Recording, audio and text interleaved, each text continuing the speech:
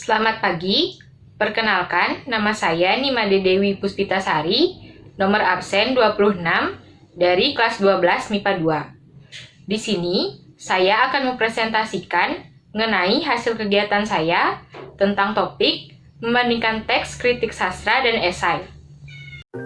Unsur pembanding yang akan dibahas.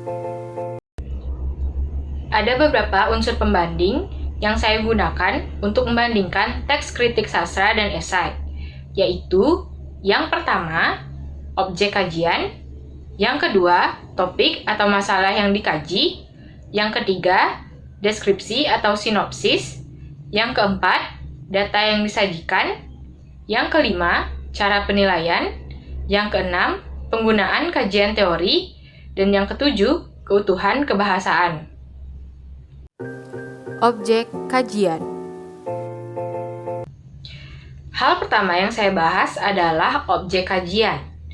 Dalam kritik sastra, objek kajiannya adalah karya sastra, yaitu novel Cintaku di Lembata. Sedangkan dalam esai, objek kajiannya berupa fenomena, yaitu fenomena hoax dalam sastra. Topik atau masalah yang dikaji. Hal yang kedua yang saya bahas adalah topik atau masalah yang dikaji.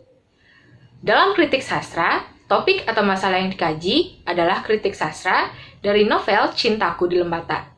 Sedangkan dalam esai, topik atau masalah yang dikaji berupa esai yang membahas tentang fenomena hoax dalam sastra.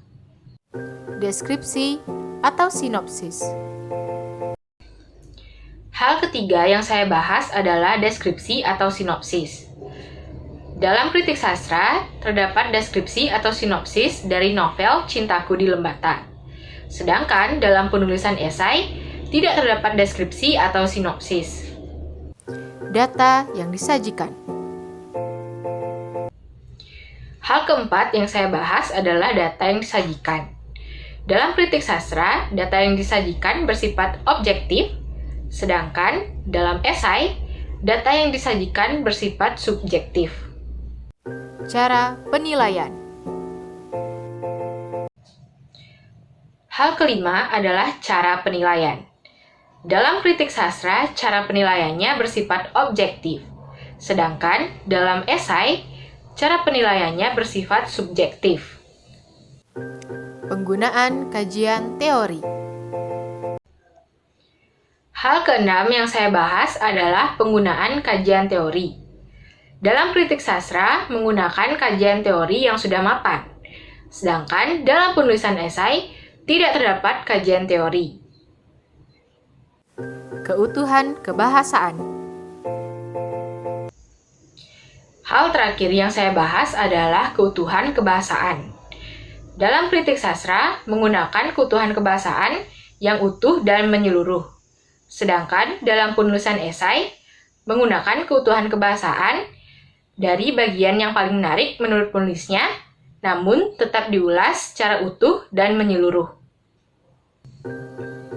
Sekian video saya mengenai pembahasan membandingkan teks kritik sastra dan esai. Dan saya ucapkan terima kasih sudah menyaksikan video saya. Terima kasih sudah menyaksikan video saya.